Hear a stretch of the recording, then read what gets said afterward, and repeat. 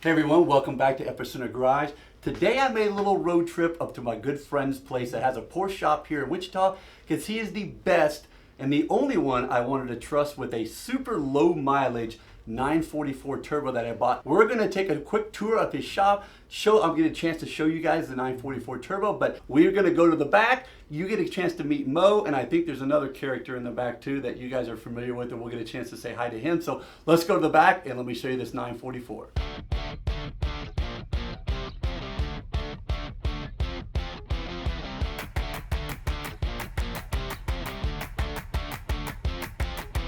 So now that we're in this awesome place, I want to introduce you to Mo, the top mechanic in Wichita. So Mo is working on my special car over there.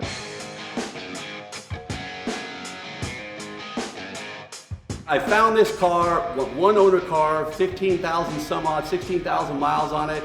And I was gonna start working on it myself, but I don't know 944s that well, enough to literally dig in like 930 turbos or 911s, but Mo is the guy. Mo's gonna take us over, kind of show you around this car a little bit, what he's gonna be doing to it, because I asked him to do quite a bit of stuff on it, but of course, being the best that he is, he's little things, you know, you've lived with these 944s, haven't you? You bet. Yeah, so we're gonna go over and take a look at it here. I found this car, is probably about 30 miles from me, 20 miles from me, roughly right around there, and a gentleman had it.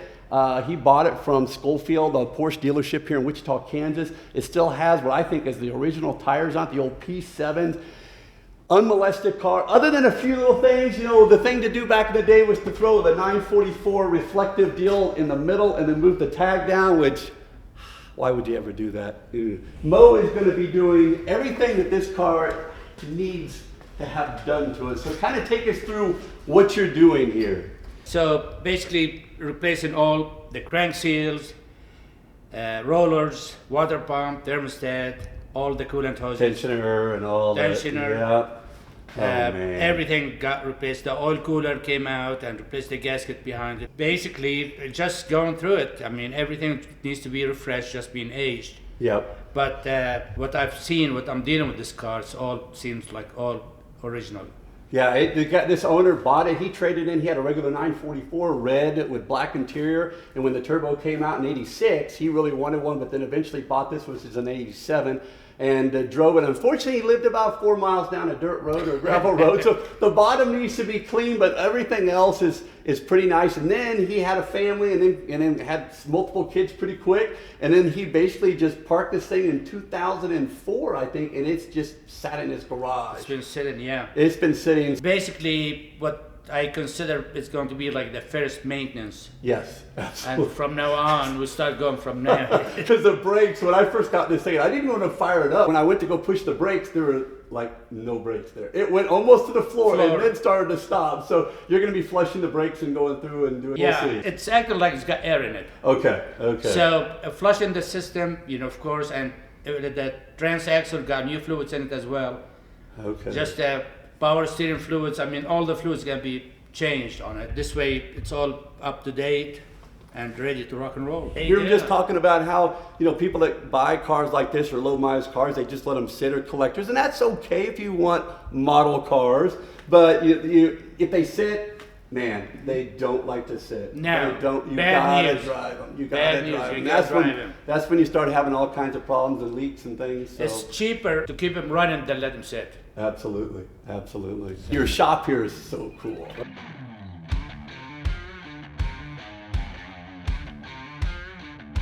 This is very, very cool. So I know you're a one-man operation here. You get to basically kind of pick and choose your customers. So I'm very fortunate that he's kind of let me bring this car to him, and I'm trying to whittle in where I can bring more cars to him, because I do have a 928 that needs your touch on that thing. So I've got the power steering starting to go on that thing a little bit. So I know you are the guru when it comes to 928s, and we're going to show you a really cool one over here, because one of my friends, you guys have met him before, is over here kind of fiddling around on his 928. So, but well, Mo, thank you so much, and I cannot wait to enjoy this car. I love mine. I mean, I have one. That's right. Yeah, you've got one with what, 200,000 miles on it? 250. But it's not pristine like this baby. So you brought your car over to Mo. Yeah. I had a clutch issue with it. They got a plastic bushing there on the the throw out the fork for the clutch, and that bushing goes bad, and so then it's a lot of resistance, and then it gets short, so then it doesn't disengage the clutch all the way. Now, is it for sale? Yeah, it's on the website. Yeah, okay. You know what this is, right? You know what spec this is? This is Scarface spec. This is the Scarface car, exactly. It's silver, even the blue interior? Yeah, it's a Scarface car. If the right person comes around, then obviously it's for sale. No, it's very, very cool. No phone dial wheels. So these are the 15-inch wheels, right? Yeah, super cool. I love the phone dials. I love the early. What's funny is back in the day, I had the 82, and then the S4s were out, right? And that was the new hotness. And it was like, oh, I wanted the S4. I wanted the S4 so bad. And then after all this time elapses, like now going back, I like the early car. What's your favorite year of 928? Probably the 87. Really? Okay, that's because of the S4s. I got a buddy of mine, he's got an 84 928S Euro car. Oh. The one good thing about this is it's a non-interference motor. So all 4 7s were the non-interference. Up to 84. Up to 84. Okay. Just one little less thing to. Well, that is. I've seen the way you drive, so certainly, yeah. In your case, when that belt goes, you're safe. I just got my 82 928, right? Yeah. And I had just got it. And it was an automatic, But so my mom came in, she flew in, and I picked her up at the airport, and it was like 8 o'clock at night, it was dark out, and I was showing this, my first Porsche, right? I was showing off to my mom. I'm going down Kellogg, and I'm like, watch this, Mom. And it hits red line, boom, dash lights up. So I'm like on the high and showing my mom, and I'm just like, and $6,000 is like, yeah. And then there's that instant, like, to the dirt, blah. And I put it neutral, coast over the deal. Her luggage is in the back, And I'm like, I have no money. I could barely buy the car. I just knew, like, I was screwed. You would have been done. I was screwed, Timing belt. You would have been done. Especially at $6,000-7,000. You would have been bankrupt. I'd have been carless. Well, Mo, tell us a little bit about your 944 over here. So this is a high mileage 944, which is awesome. I bought this car probably 25 years ago. Really? A customer of mine had it, and I was maintaining the car for him, and it had an oil leak from the cam housing gasket. Okay. Dripping on the exhaust, and I kept telling him, we gotta fix that, the car's gonna start on fire. Oh, not yet, until the car got caught on fire. Really? And they put it out. So anyway, the insurance totaled the car. Wow. So I told him, well, I'm gonna buy it back. Because I'm take it to the track. So I went through the suspension, rebuilt the engine, did all this to it. All. Yeah. And before I did alignment, I take it to Heartland. And every time I'm making a turn, the car does not want to turn, it kept going straight. No, it looks fantastic. Got 17-inch wheels on it, and With your car, yeah. I'll buy another set of wheels if you don't drive it. Yeah. No, this is very cool. 72. Because oil deal on the back. Yeah, I've got a 72.